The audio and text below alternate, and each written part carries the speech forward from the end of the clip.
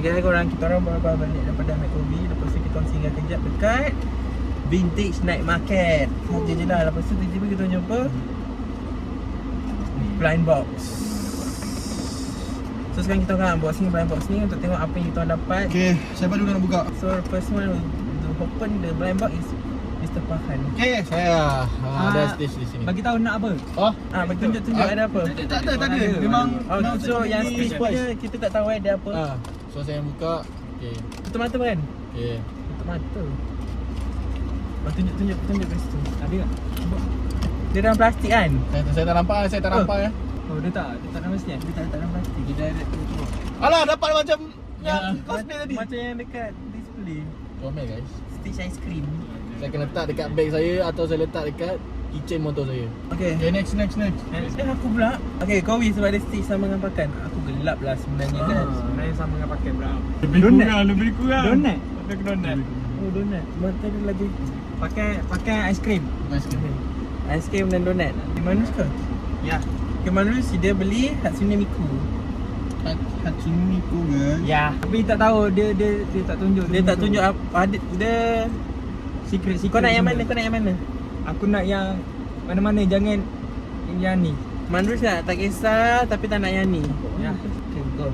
Saya suka rambut panjang. Akak nama lah. Dalam plastik ah? Tak. Rambut panjang. Nampak dia tu lah. Sekejap. Ni. Atas sekali. Mana dapat yang atas sekali korang? Ya. Which is?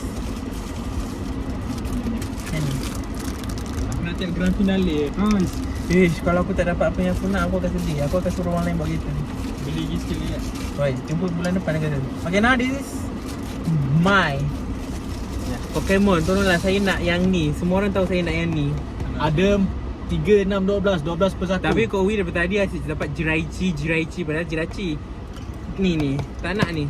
Tolong lah. Bismillah. Ni terbuka Wi, dia tak ada plastik tak. Sebab kau memang dapat yang di Sega tapi bukan yang tu. Aku takut lah. Aku pun tengok senyap-senyap ke apa. Tunjuk.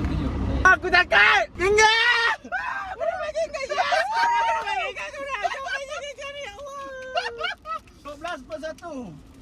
12 per 1 Aiman dapat. Yalah, kan ada tu. Tak, 6 je.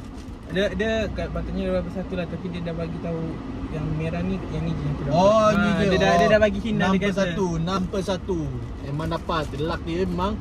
Gengar. Ni letak dalam kereta lah. Awak kau pasang letak kita Awak kau pasang, suruh korang kejap. Okay, so kita orang dah siap. This is ours. Wow, kita akan beli lagi bulan depan. Ganti lah bulan depan. So, saya akan ganti Capybara dengan Gengar. Bye. Okay, bye. Kita je korang jumpa esok. Bye.